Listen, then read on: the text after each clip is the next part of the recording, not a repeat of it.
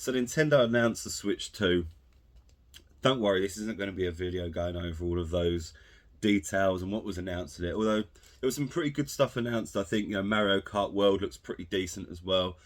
Some of the features on the console itself, the graphics look pretty nice for Nintendo, obviously.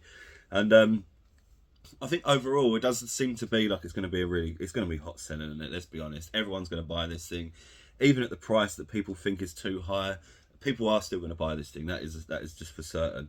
But today, what we're going to talk about actually is what the Switch 2 announcement really showed us from Nintendo. And it's really funny because last week we was talking about how retro gaming is dead and going for, well, if you look through the comments, it got quite a lot of attention, that video, but a lot of the people that left the comments clearly didn't even watch the video because they kept talking about how they still play their SNES and their Mega Drive, but that's not what the video was about. If you'd have watched it for more than 30 seconds, you'd have seen that was not what it was about.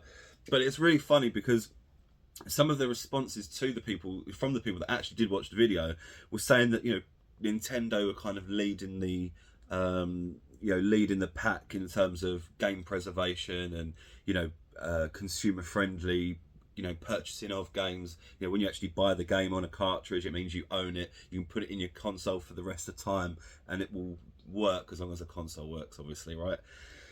And straight away, I literally cannot believe this has happened straight away. So Nintendo have announced the Switch 2, and they've also announced that the cartridges that you buy in the shops may not necessarily contain the game on the cartridge. They may just be essentially a code for you to visit the store, download it from the store, and then it's assigned to that account. And if you ever want to sell the game or trade it in, you've effectively got to sell the whole account. Now, this is really consumer unfriendly. I remember when the PlayStation 4 came out, and there was the big thing about Xbox not owning their own games, and then Sony put out a little advert thing, and it was, I can't remember who it was actually, it might have been Andrew House in it, but it was like, this is how you share your PlayStation games, and it was just giving your game to the friend. And it's really funny how things have kind of changed since then. That back then it was the gamers it was all over Twitter. You could not escape this news that Xbox were effectively stealing from their consumers. Their consumers would go into a shop, buy a game, and that you wouldn't be able to share them because of the DRM lock on it. And the amount of backlash that Xbox got for that, it was so big that Sony even put out their own joke advert showing that, oh yeah, you just share your games like this.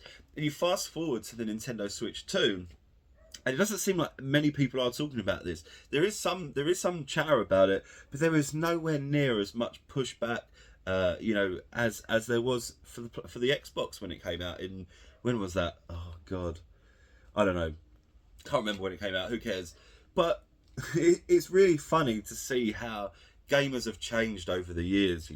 They've become, we used to be this section of people that just, we don't take no shit. We're not going to throw money into the hands of these multi-billion-dollar corporations at the result of nothing. And already people, and ever since, the pre-order industry has grown massively. People are pre-ordering games to get some random piece of clothing in the game that ultimately isn't going to be worth anything past the first chapter or whatever. It is insane to me that we've moved further and further and further into the consumer unfriendly practices, and it seems willingly as well.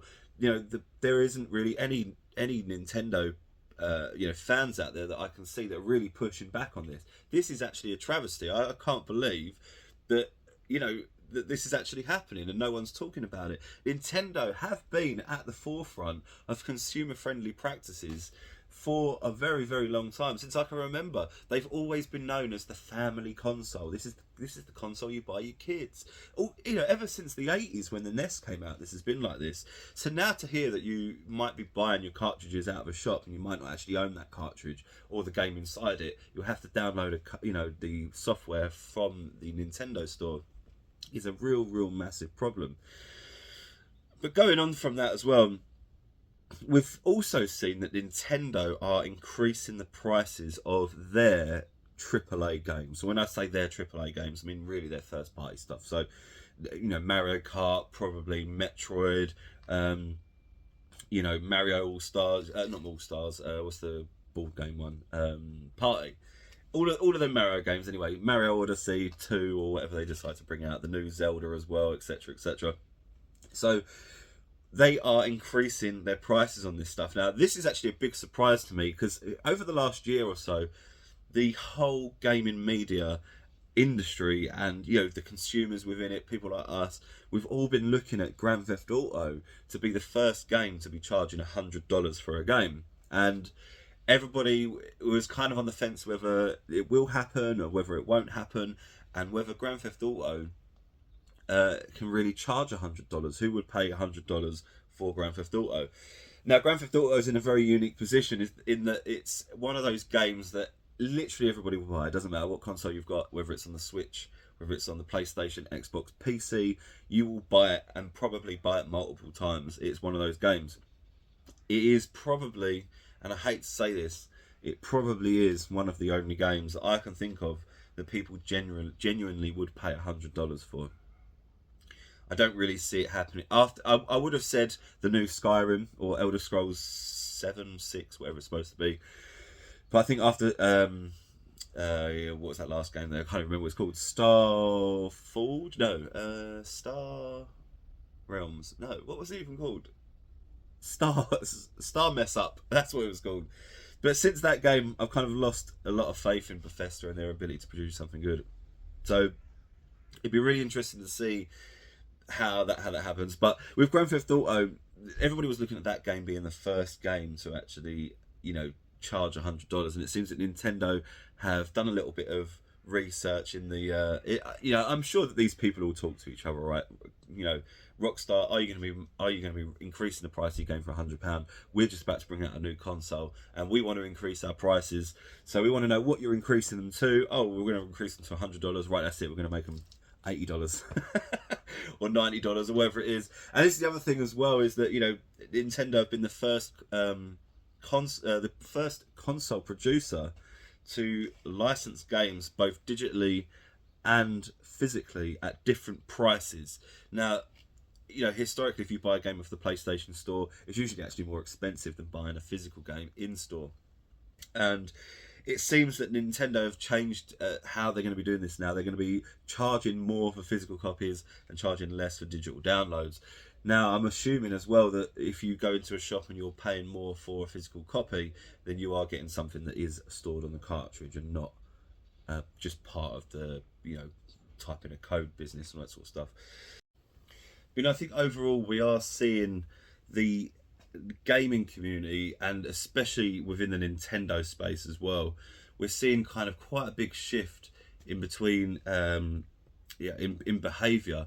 And it seems that the community is becoming a lot more subservient to these malicious monetization practices that are just really, really consumer unfriendly. I mean, you know, buying a game for 75 quid and not actually having it on the cartridge. You know, what if you lose your account and it gets hacked or whatever? That's happened to me before and I've never got it back. I lost a 10-year-old PlayStation account with thousands of pounds of games on it, and Sony wouldn't give it back to me because I couldn't tell them the serial number on a console that I had 15 years ago. How ridiculous is that? And, you know, we're becoming more subservient. More people are pre-ordering stuff before they even know that if the game works. I mean, how many people pre-ordered Cyberpunk? I was one of them. That was the last game I ever pre-ordered. I'll never pre-order anything ever again. But how many people pre-ordered Cyberpunk and wasn't able to play it on release because it was just an absolute mess? I was one of them. And, you know, the fact that people aren't pushing back on this cartridge, game not being on the cartridge business, is just beyond me. The fact that people, I mean, there is quite a big pushback on the price of the games, which I don't think is the biggest issue. The price of the games isn't the biggest issue. I mean, I remember back in the 90s, games used to be more than this anyway. I think like Street Fighter was like 100 quid. You know, and so games have always been expensive. Now, games is the only thing that haven't increased in price over the last 20 years. You know, games were like 40 quid in 2001, and they're still like 50 quid now, so there hasn't really been that much of a price increase for them. Yes, they've increased the volume of sales, they've increased the volume of consoles that get sold, as you know, gaming is no longer for basement dwelling nerds. It's actually for cool people now, and everyone wants to be an online gamer and an online YouTuber now. So there does seem to be a big change with how people are, you know, consuming their games and what they're pushing back on. I mean, Nintendo fans particularly are the biggest apologists of them all, and you know, we've had I mean, especially Pokemon, for example. The Pokemon games are just atrocious. If they weren't Pokemon games, I'm telling you now, no one would play them games. No one would play them at all. If it wasn't for the fact that you could catch the Pokemon that you like in the world that you enjoy, no one would play those damn games. They are awful, and Game Freak needs to do something about it, because it's just a travesty. My favourite game franchise is just terrible. But Nintendo fans are the biggest apologists for this sort of stuff. They do seem to be the most kind of, oh, it's okay, you know, Nintendo's Nintendo. Nintendo are our friends. But how much longer are Nintendo going to be our friends? And you know, we've seen, especially over the last couple of years, that Nintendo have been really, really litigious in attacking people that are threatening their brands. And we look at Power World, for example, massive lawsuit with Power World over.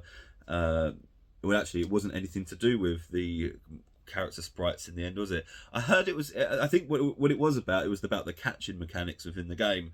And I heard that that Nintendo had applied for the patent, like retrospectively or something to do with that. And then obviously the guy that created Ryo Jinx as well, I think he's been sued to have basically like lose all of his income for the rest of his life, basically, which is a really crazy thing. So again, a lot of people were talking about you know, emulation, and you know, it's okay, in the future we'll just be able to emulate all of our games.